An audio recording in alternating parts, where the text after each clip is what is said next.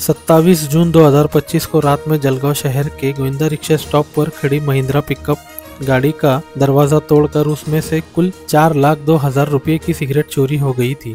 इस संबंध में जलगांव शहर पुलिस स्टेशन में मामला दर्ज कर लिया गया है।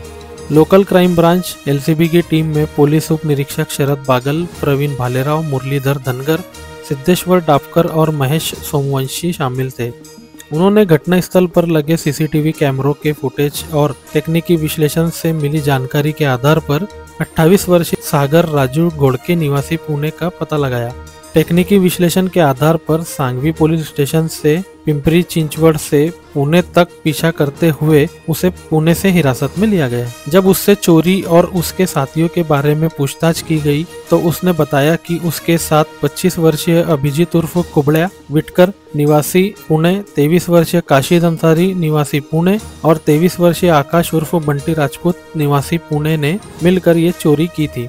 उसने ये भी बताया कि उन्होंने चोरी की गई सिगरेट स्थानीय नागरिकों को बेच दी है।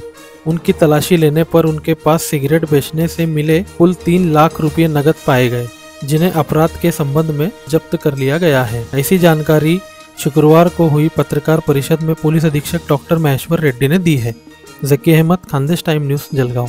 27 जून